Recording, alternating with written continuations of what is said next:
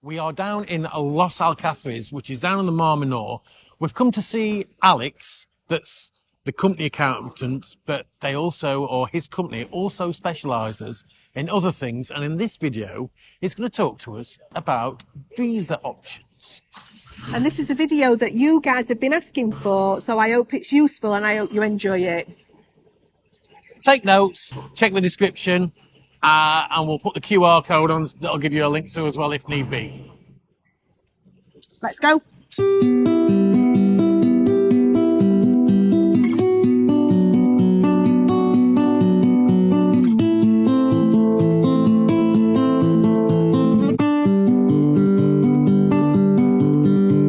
So this morning we've come to meet up with Alex, who's actually our accountant, but he's also a specialist in visas. And when the Placing the Stud exhibition was on last time, he was one of the professionals that was giving advice about applying for visas and the type of visas that are available. And lots of you have been asking about visas, so we thought we'd come and speak to a specialist because we're not specialists, so we don't want to give any misinformation. Now, bear in mind that this can change from the moment in time that we do this video. So the information that we do now is correct as of today. Yeah, today is the 24th of April 2024. Okay, thank you Helen and Andy for counting with us. Well, you know me and we are your accountant for many years. Obviously I will introduce myself for the people watching the video. My name is Alex Sanchez. I'm a chartered accountant. I'm the director of the company Legal and Tax in Spain, and we have an experience of over 20 years representing individuals and companies in Spain, setting up business, buying properties, etc. And obviously for the last few years organising the visas for them. Yeah. Whereabouts are your offices, Alex? We have offices in Alicante, in Elche, our main office, near to Alicante Airport, just literally 10-15 minutes. We have office, now we are in our l�𗒗𝒂𝒊𝒏 office, and we have offices in Malaga as well. Yeah. So, now, the other thing that Alex's company can do as well is they can also organise the TIE cards. Got mine. Driving licences. Which they've sorted out for a few in the office as well. So things like that. So even if you don't want visas or visa advice, Alex's company can help you with obtaining your TIEs and your driving licence, your exchange of your driving licence from an English one, for example, to a Spanish one. Or anything legal or official. or taxes. Taxes. For example, if you buy a property in Spain, although you don't need a visa, you need to organise every year the wealth tax, and you need to present. Basically, and also we have an after sales department where we can help to the people on any problem that may arise after the time of the purchase. Yeah. Now, the other thing to note as well is Alex is independent of us and of the company. We only tend to let you guys know about people and companies that we use ourselves and we're happy with the service. It's not just some randoms off the internet. So, for instance, when I went and got my TIE card, I didn't have the appointment just made for me and off I went on my own. One of Alex's company representatives came with me, did the translation, and basically held my hand through the whole process.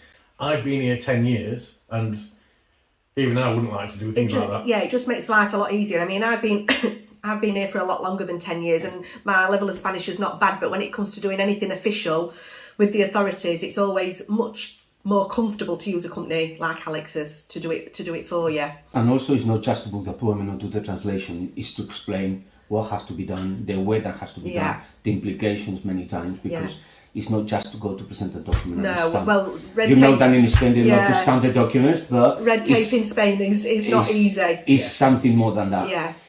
And now it's obviously one of the main concerns for the people are the visas. 100%. And for the visas, we need to take in consideration. I always say to the people come to us and they say, I want the digital number, I want the non-lucrative, I want this, I want that. And we say, no, tell me which one is your personal situation. Yes. Because considering the personal situation may vary. That means we have clients and they are coming for the digital nomad visa, and we found that it's not possible for them, or it would be convenient to organize the non-lucrative first and later change. Yeah. So it's extremely important to have an appointment with them. We can organize a Zoom, it would be a free Zoom call to have the personal feedback, the personal situation, and then we can put on the table the options and advantages and disadvantages. Every visa has advantages, but also disadvantages. and we need to take in consideration. Yeah. It's a minefield. Yes. Yeah. So what different options of visas have we got? The main one at the moment is the non-lucrative visa. Yeah. The non-lucrative visa is a visa where you are, the most important thing on the non-lucrative visa is that you are not allowed to work. Yeah. So you've got to have sufficient funds to support yourself. Yes. The people many times ask to us, what type of funds, how do I need to prove my funds? I always say the more sugar, the sweeter. Yeah. Because it's not only that you have an X amount of money as a deposit on your bank accounts. It's maybe you don't have enough on the bank account, but you have pensions every month. You have already a property in Spain. So there are a few things that we need to take in consideration. And at the time, so give me everything, we organize. And what we need to do is to present, at the time that we present the application, is present to prove that you have enough funds to survive by yourself in the UK, in Spain. Yeah. The main thing of the main intention of the visa with the funds is to prove that you will not be sitting on the common. Yeah. That you have enough funds to cover yourself, and you will not be asking for benefits in the next 6 months. Yeah. Okay. So the digital nomad visa is different. You are allowed to work in Spain, but not for Spanish companies. So we have different we can see straight away the difference between both visa and the main intention of both. Yeah. Going back to the non-lucrative, we can say that the non-lucrative is the simple visa. Yeah. Does the amount that you need, as I understand it, so for year one you need X amount, and then for year two you need double?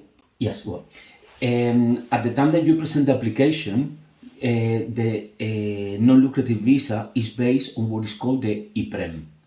𝒐𝒏 is an index of salaries in Spain. It's not, and on that index is used by the government to know if you get access to benefits, to this or that.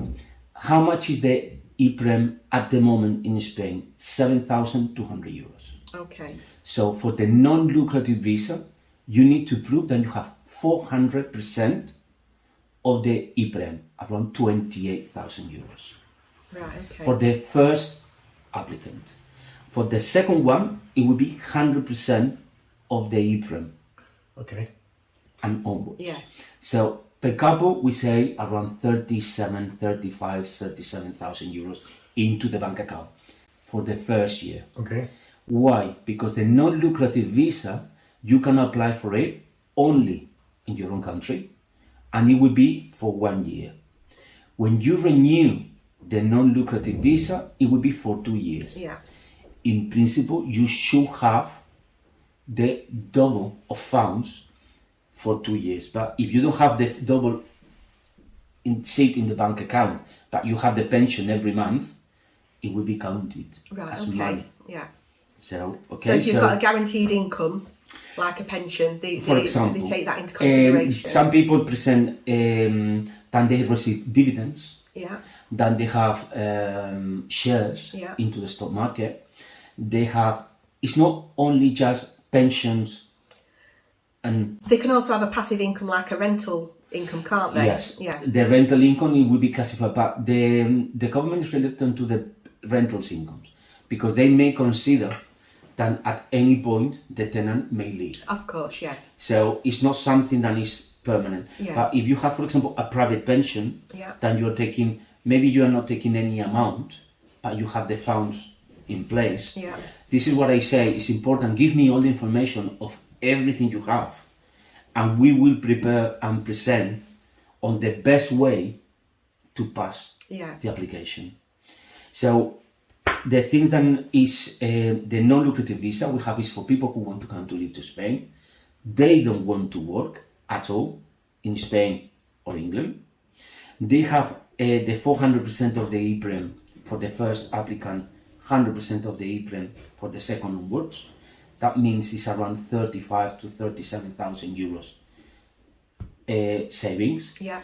Obviously, as I explained, it could be other ways to have the money to prove that you have enough funds. So is it less if you own a property in Spain already? No, if you own a property in Spain and you don't have mortgage on the property, that means that you will have, it's not, the things are clear at the time that you present the application. It's 400% of the premium. But if you prove, look, I have my own house in Spain, free of mortgage, so I have already a house that I don't need to pay rental, I don't need to pay, so it's more things at the time of the application, and it will be considered and it will be counted to make it easier to pass the. If you are coming to me with a very short income or very short savings, although you have a property in Spain, it will be very difficult, almost impossible. It's a mix of everything. Now the visas, just to clarify, I didn't matter to chop this around, the visas are for people that are coming from third countries. So if, for instance, somebody's coming from England because of Brexit, now they need a visa, now they can't work. There's people that we've seen still wanting to come to Spain and work, and it's not that straightforward, unfortunately. There is the option where people can actually get an Irish passport and do it that way, and then in that case the visas aren't required at all, are they? And it's just like being because Ireland is part of the EU, so they've got freedom of movement, just like we used to have before Brexit. So if you've got Irish relatives, have a look at that route as well. Yeah, that's probably easier. There are two things to check it. One, although you are Irish, what do I want to do when I'm coming to Spain? Do I want to be just a holiday maker, or I want to stay in Spain? With Irish passport, you don't have the restrictions of the 90 days. Although by law, you should not stay in Spain more than 183 days. Without becoming a resident. If not, you could become tax resident in Spain. And that applies to everybody. And exactly. And second is because if you have the Irish passport, although you don't apply the visa, if you want to come to live to Spain, you apply the residencia straight away. Yes, yeah. If someone, we can apply the residencia for the one who has the Irish passport, and as soon as he or she has the residencia, we can apply for the partner under his or her umbrella. Yes. So it could be organized on both ways. So if one of them, if there's a couple that's married and one of them has the Irish passport, the other one piggybacks off. Yes, we apply for the person with the Irish passport first, and later for the person married to the person that's married to the person with the Irish or the EU passport. Because it might not be Irish, they might be Italian, they could be anything. Yeah, exactly. So the person that's married to the person with the EU passport, is that person allowed to work then with the as soon as visa that they get? No, not visa, residencia. They will be allowed to work. So they just bypass the visa process altogether. Go straight to the. The other option is go and find yourself a nice Spaniard and get married. Get married in England, because it's easier to get married in England than it is in Spain. And cheaper. The thing is, if you are British, married with someone with the EU passport, when you get the residencia, because when the visa, we apply for the visa for 5 years. After 5 years, if we want to stay in Spain, we need to go to the process of the residencia. So you jump those 5 years and you go straight to the application of the residencia. The residencia, when it comes through, then is that a residencia with permission to work? Okay. Because I've seen a few residencia cards that they're not allowed to work. No, but they are a different type of residencia. Right. Okay. That makes it a little bit clearer.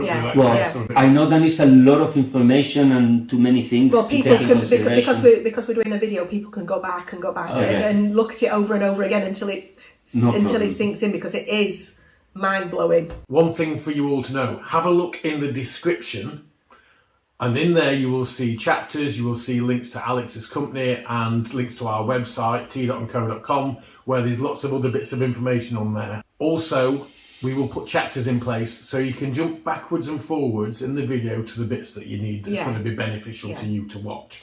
So you don't have to watch it all again if you don't want to. You can just jump to the chapter that's interesting to you. Another important issue at the time that we present the application is all the other documents that are needed and you need to present when you apply for the visa. For example, one is the ACRO, the criminal record for the last 5 years. Is this regardless of visa type being applied for? Yes, but it's on the last 5 years of your residency. Let's say, for instance, that you are British, but you were living for the last 5 years, you were just last year in the UK, the previous 4 years in the US. Yeah. So the way that you need to present the ACRO is for the 5 years, last 5 years where you were resident. And also you need to present a medical certificate. It's quite simple. It's not a proper medical check. It's a certificate saying that you can accomplish with the basic health and safety situation. And something to take in consideration on both is both documents expire. Right. Okay. So this is why it's extremely important when we organize the visas, we give to the people the time frame. Yes. So it's not I start the visa, I apply for everything and I do this. No, because when you get the ACRO, you need to do the 𝐤𝒐𝒊𝒕 and you need to do the sworn translation. With the medical report, it's exactly the same. The 𝐤𝒐𝒊𝒕 and the sworn translation. The ACRO is valid for 6 months. Right. Okay. And the medical report, well, it used to be 3, has changed now to 6. So that's a little bit better. Yeah. Yeah. And the medical is valid for 3 months. Right. Okay. That's important because sometimes we realize that mistakes made by people, that they come to us with all the documents in place to try to speed it up. Yeah. No, because it's a process and takes the 8 weeks or 6 to 8 weeks minimum to organize it. So it's all about what, as we say, is lining, getting all your ducks in a row. Excellent. So on the other side as well, which is also what people are asking about, is if they have a property to sell in the country that they're in. Yeah. The Spanish tax year is from January to December. Calendar year. Yeah.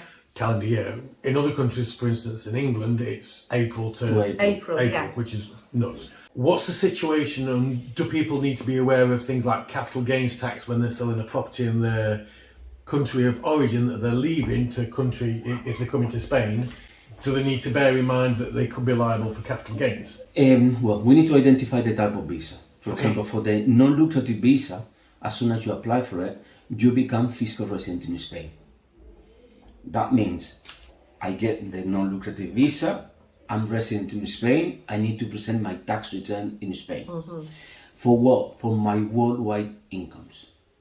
This is why always, because maybe I'm a chartered accountant and I'm focused on taxes, I always say to the people, before we start the visa, you need to give me all the information. Yeah.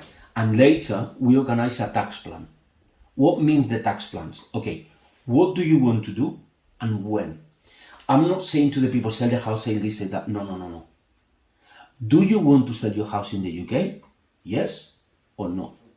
If you want to sell it, we need to organize the way that you sell, or the time that you are selling, to avoid that you pay the capital gains tax in Spain. Mm-hmm. If you want to keep the property, we have options that we may organize for the properties. There are people that have more than one property and they are renting. They said that it's their income that they have and they don't want to sell the properties because it's a good income for them. Yeah. So we can organize before they come to Spain, in the UK, everything. I'm not qualified, I'm not registered in the UK, so I cannot give advice in the UK. But with the accountant in the UK, we work together and we organize the tax plan. Yeah. It's very important. For people who wants to come to Spain with the digital nomad visa, it's different. With the digital nomad visa, although you are living in Spain, although you work in Spain for international companies, you are classified as a non-resident in Spain. So we have 5 years for the time that you receive the first visa to organize all your tax plan in the UK, depending what you want to do. Yeah. So they have more time to think about it with the digital nomad. Yes, visa. but it's not. You should not choose the digital nomad because I have more time to think. No. It's because I want to come to Spain. I have a company to work, etc., etc. So there are few requirements that you need to fulfill to go this route. But what I'm saying is different visas, different implications on taxes. And I'm guessing there's also implications with the minimum amount of time you've got to spend in Spain. So for instance, you can't go out of Spain for 6 months on your jollies and on all the visas, the intention, well, it used to be different with the golden visa. We will have a few words after that about that later. But for the digital nomad and the non-lucrative visa, on both, you should stay in Spain more than 6 months of the year. Yeah. Why? Because you are living in Spain and you are permanent in Spain. we need to take in consideration with the digital nomad, maybe for business reasons or for work reasons, you stay more than 6 months out of the country because you need to travel for business, because you are working for an international company. Something that you need to take in consideration by then, and this is the way that we use, is if the family hub is in Spain, you suppose your husband is in Spain, children go to school in Spain, you can prove that you have regular expenses in Spain. Although you are traveling often, you could be on the digital nomad visa. My only concern on both is today, when you apply for the residencia 5 years later, you should have maximum 10 months out of Spain over the 5 years. Okay.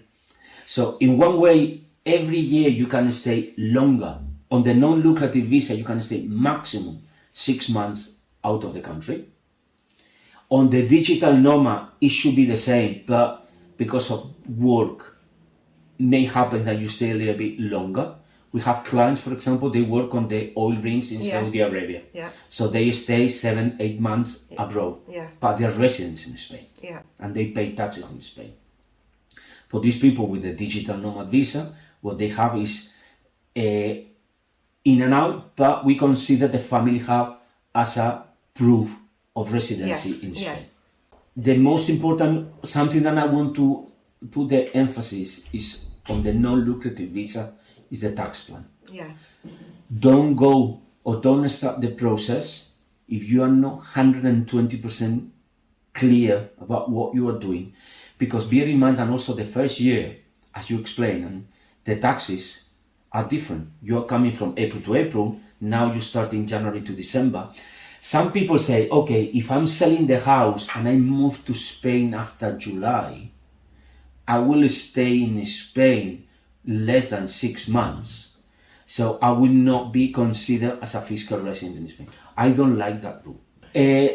Also, the people need to understand that one thing is when they buy the house, they can buy the house tomorrow. One thing is the purchase of the house, and another thing is the visa application. They can buy the house as a non-resident. They can start to use the house with the 90 days restrictions. We have the time to organize everything. And by the end of this year or next year, we present the application. So the taxes is, for me, the key point on this matter. They have to present the application while they're in the UK though, don't they? Or while they're in their own country. The non-lucrative visa, the only option that you have is you need to go to your own country or where you are resident. Because if you are British and you are resident in America, you will go to the consulate in America and you will apply for it on the Spanish consulate. It's for 1 year, after the renewal it's for 2 years, and after for 2 more years. Something that also is you need to present is a private medical insurance or S1 if you are retired, and you can register the S1 for the medical assistance in Spain. On the subject of the medical insurance, if anybody's wanting that, actually one of our subscribers can arrange that. So just find us, drop us a contact, and we'll pass your details on to give you a quote. If they're coming from the UK and they're retired, they can get the S1, so there's still some sort of reciprocal agreement there with the medical cover. You register the S1 into the Social Security in Spain, it would be an email, it's a process. But with the S1, you can use the Spanish public or state hospital.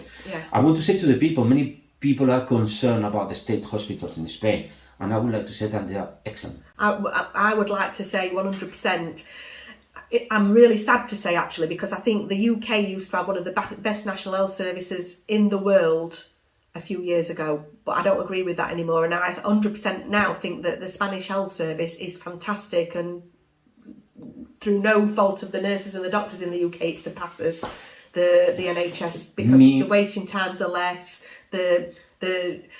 Here in Spain, the health service seems to have more of a prevention rather than cure sort of motto. So you get checked out a lot easier and treatments. Fantastic. So don't anybody worry about using the national health system here in Spain, because it is phenomenal. I've had quite a bit of treatment on it myself. And for example, even myself, I have a private medical insurance because I travel a lot. But when something happens, if I twisted my ankle, okay, I use the private medical. But if something's serious, I go to the public hospital. And you never seem to have to wait for a long time for a doctor's appointment? Or... Well, you need to wait, but... Not compared to UK. Well, exactly.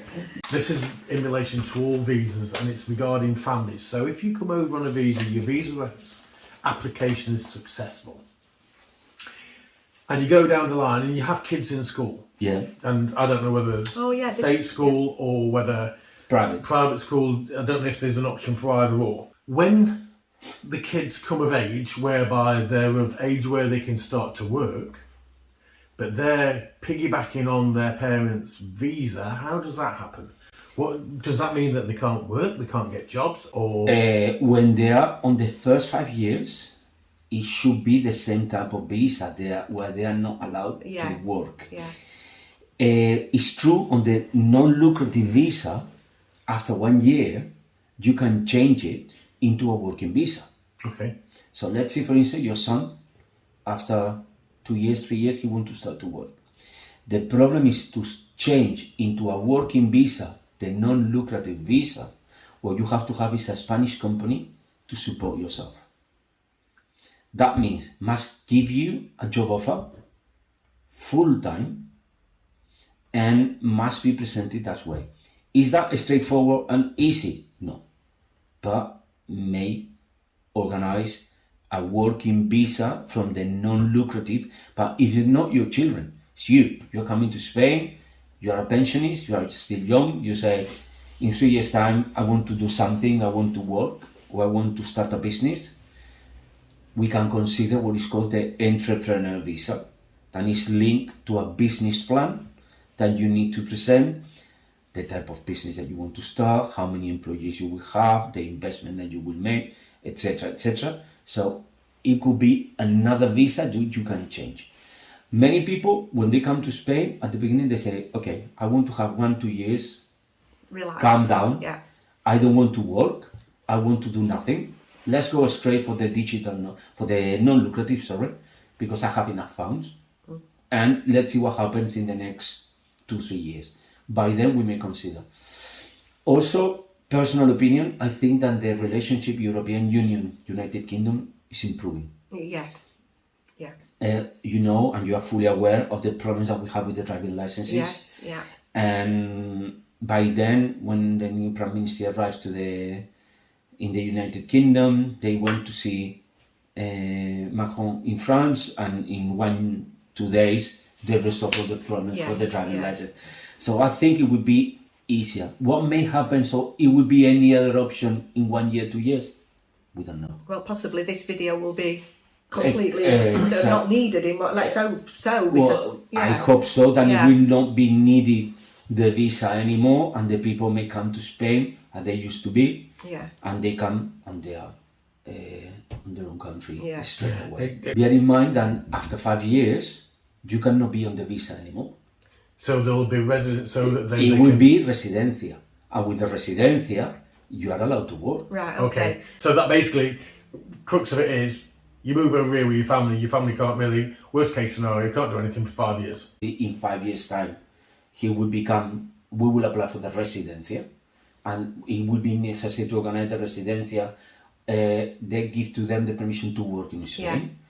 Or if your son is not 10, is 17, and 2 years later he wants to start to work, we may change into a working visa with the job offer that he or she has received from a US Spanish company.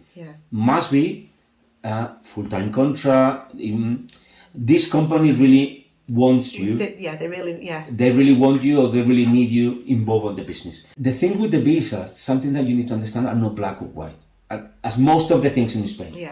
Things are not, when the people come to me and say, many times I answer, it depends. So we need to see, and we need to take in consideration the options. Maybe your son, he wants to study or keep studying, we can extend into a student visa. It's different, with different implications. Good to know. Yeah, good. So Is there anything else to say about non-lucrative visa? Or have we For the really non-lucrative covered that? visa, is my main concern is the tax plan. Yeah, so it needs to be pre-planned. That's the most important thing. At the very beginning, before we start to do anything, we have to have an appointment or a Zoom or whatever to check which one is your personal situation to find out the best route for you. Yeah. Because bear in mind that the tax office in Spain, they have 5 years to knock the door and say, Yeah. hello, my name is tax office. Yeah. Give me... Let me have your name. Exactly, Yes. so we don't want that. Yeah. And we want to organize. For the digital nomad, it's different. For example, if you want to come to work to Spain, or your son, for example, want to work, we have the digital nomad. This visa is basically to bring talent to Spain. Yeah. To bring people from abroad, living in Spain, but working for companies out of the European Union. Here there are some differences. For example, when you present the application, you have to have at least 3 months. It will be one company that's giving to you the support to come to Spain. This company must accept, should be a letter written by them, then they give you the permission to come to Spain to work. So is that all that you need from the company? Just No, like a... no, not simple. Right, okay. Okay, not that simple, unfortunately. You have to have at least 1 year working on this company, Yeah. or a university degree, because also you need to prove that you have the experience. With a university degree, it's almost straightforward. If not, to prove that you are working for that company in that particular job for at least 1 year. Yeah. The requirements on incomes is different, because here we are not based on the 𝒐𝒏. We are based on the minimum salary in Spain. Yeah. The minimum salary by law is 1,300 euros per month. So you have to have Gross? Gross, yeah. gross. You have to have at least 200% of the minimum salary as the minimum income to present the application. Yeah. This is for the main applicant. Yeah. For the husband spouse is 100%, 75%, and 25% onwards for the following. Right, okay.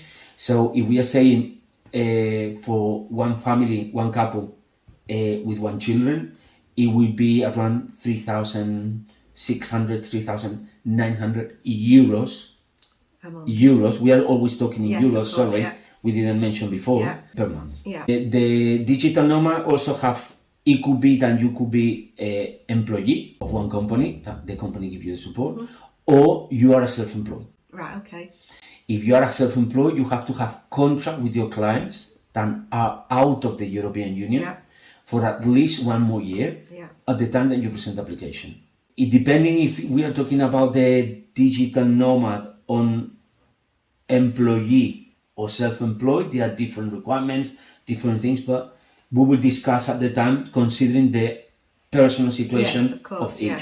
The main difference with the non-lucrative is the type of incomes. Here is based on the minimum salary. Yeah. On the non-lucrative, we were talking about the 𝒐𝒏. So on the digital nomad, you don't need to have the savings available. No, it's the income. the income that Yeah. you've got. And the most important thing with the digital nomad is you are appointed as a non-resident. Yeah. If you are, the digital nomad is very good for all those who has a very high level of income. Yeah. Because you have a flat rate of 24% on personal income tax up to 600,000 euros. So if you're company director sort of status, there are big tax benefits from doing this. Yes, extremely high. So also we consider, or we have again, the tax plan with the client, because depending on the type of visa, we can consider more salaries or dividends depending on the route and the taxes to minimize the tax level or the tax in Spain. Just a quick question then about digital nomad visas, because the type of person that's moving over with a digital nomad might be a little bit younger than Yes. the person that's looking for a non-lucrative visa. They might have children that are of school age. Yeah. Now, if you come over on a non-lucrative visa, you're a resident in Spain straight away. Yes. So you can get your children into a Spanish school. If you have children, on a digital nomad visa, because you're not a resident, can you get your children into state school? Yeah. Yeah, okay. You are resident, it's a peculiar situation. You are living in Spain, appointed as a non-resident for taxes. Right, okay. That means that you will pay your taxes as a non-resident. Yeah. You don't need to present the Form 720. Yeah. The Form 720 is when you are resident in Spain, you need to identify all your assets abroad. Bank accounts, shares or properties for more than 50,000 euros. Yeah.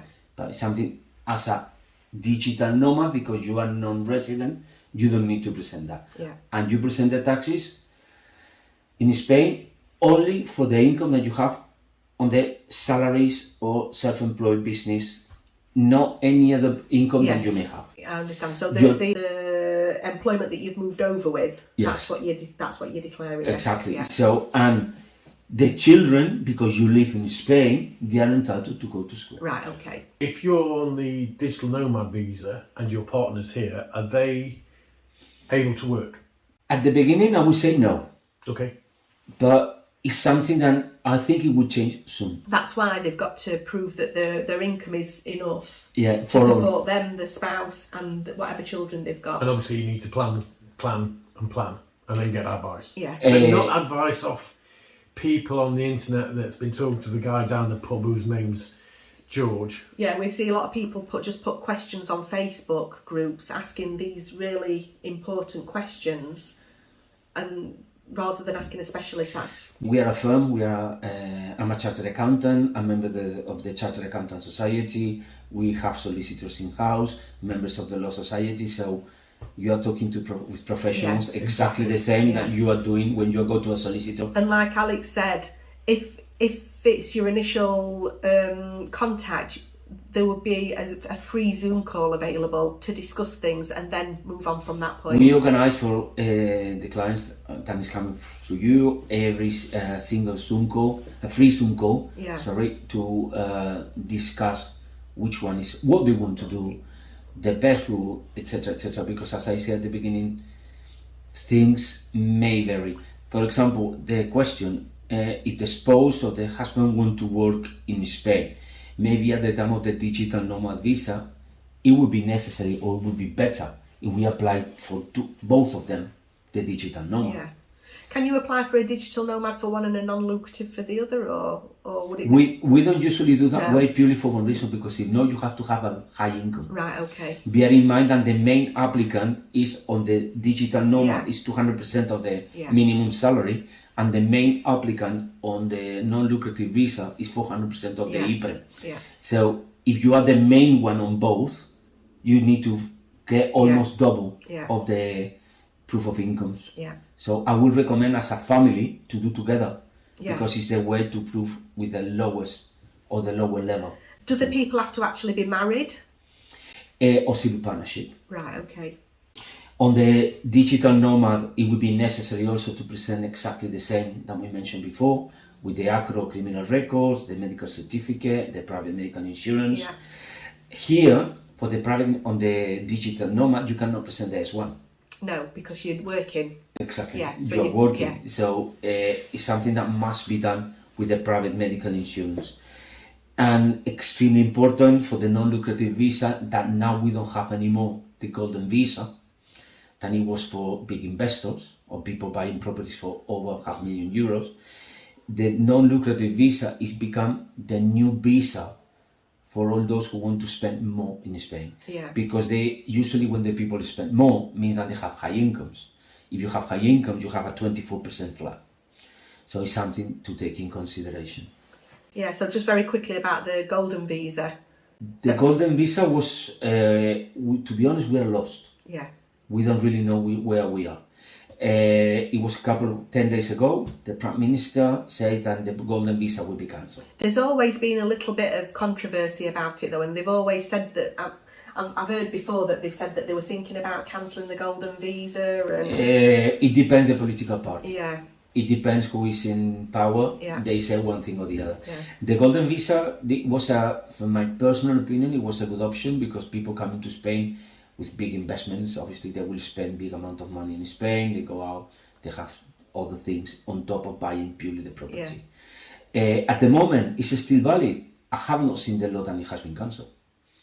So if we don't have the document saying that the law has been cancelled, the law is still valid. But if you're thinking about applying for the golden visa, it could be that you start your application and then before the application's processed, this visa's been cancelled. So That may happen. yeah, and the other thing to note about the golden visa is you've got to be invested in a property worth €500,000 or more, but that is one person. Yes, You with can't be no ba- mortgage. You can't be buying in two names because that means you're only making an investment of €250,000 each, and then you're not eligible for a golden visa. It's with €500,000 with no mortgage. No mortgage, so it's a pure investment of It €500,000. could be 800,000 the property with Yeah. 300,000 mortgage, Yeah. but €500,000 must be clean. Yeah, the golden visa does that just give they can become a resident straight away, or With the golden visa, you don't have the restrictions of the 90 days. yeah, And you choose if you want to be resident or non-resident Right, in Spain. okay. It's your choice. If you Yeah. stay more than half of the year or less Yeah.